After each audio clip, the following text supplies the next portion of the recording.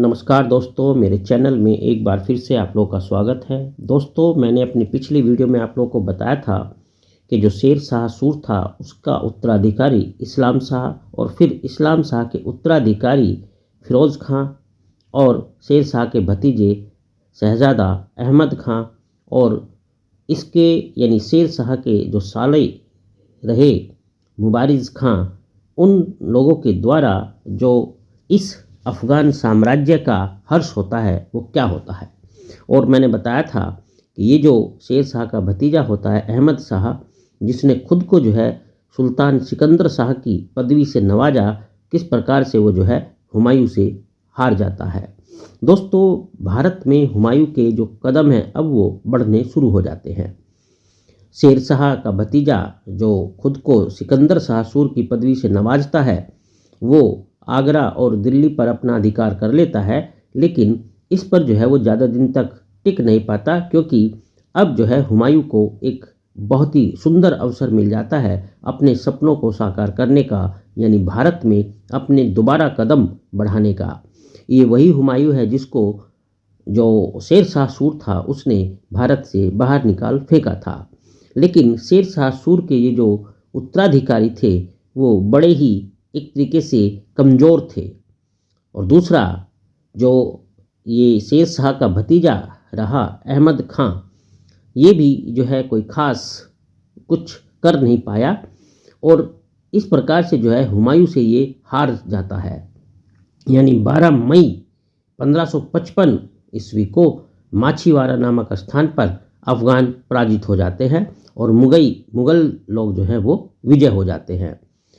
इस बात का जो पता चलता है सिकंदर शाह को, वो अपनी एक बड़ी सेना के साथ फिर से दोबारा सरहिंद की ओर जाता है और हुमायूं का सामना करता है, लेकिन ये भी जो है 22 जून 1555 ईस्वी को हार जाता है और इस प्रकार से इसकी यानी हुमायूं की जो विजय है वो उसके कदमों में आ जाती है।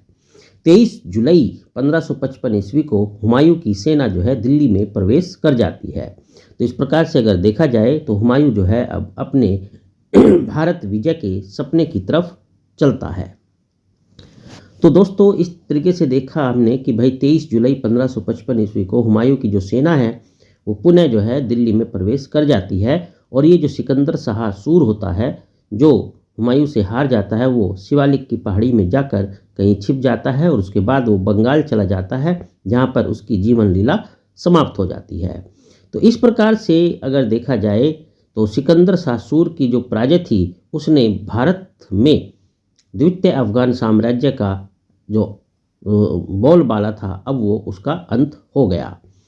तो इस तरीके से जो शेर शाह सूर ने भारत में अफ़गान साम्राज्य की आधारशिला रखी थी 1540 में कन्नौज के युद्ध में मुग़ल बादशाह हुमायूं को हराने के बाद, अब वही हुमायूं दोबारा से जो है इस शेर शाह के भतीजे को यानी कि सिकंदर शाह को हराकर उसी अफ़गान साम्राज्य को जो है छिन्न भिन्न कर देता है और फिर से जो है अपना आधिपत्य भारत में जमाने के लिए आगे बढ़ चलता है।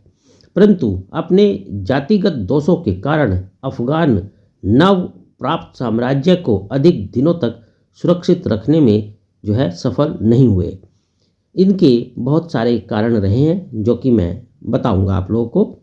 अफ़गानों के अहंकार, उत्तराधिकार के नियम की अनिश्चितता तथा शेर शाह सूर द्वारा अपने योग्यतम पुत्र को उत्तराधिकारी घोषित न करने के कारण गृह युद्ध आरंभ हो गया था। यानी ये भी एक बहुत बड़ा मुख्य कारण रहा था इस अफ़गान साम्राज्य की पराजय होने का और उसके अंत होने का। इस प्रकार से इस गृह युद्ध के कारण साम्राज्य में अशांति एवं अव्यवस्था हो गई थी। इस्लाम शाह ने सुल्तान बनने के पश्चात अपने विरोधियों के दमन का निश्चय किया।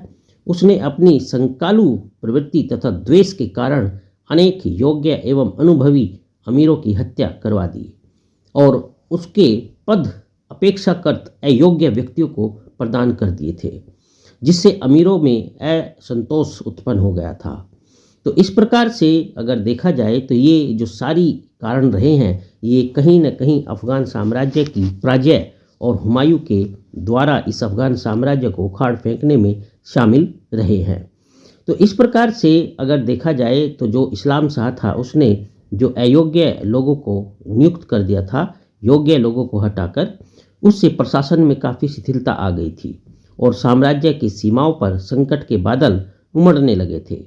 1553 ईस्वी में इस्लाम शाह की मृत्यु के पश्चात विघटनकारी शक्तियां बहुत प्रबल हो चली थी। तो इस प्रकार से जो सूर वंश के उत्तराधिकारी थे उनमें आंतरिक कलह जो है आरंभ हो गई थी और ये आंतरिक कलह जो रही इसकी वजह से जो है हुमायूं को एक नया अवसर प्राप्त हो गया।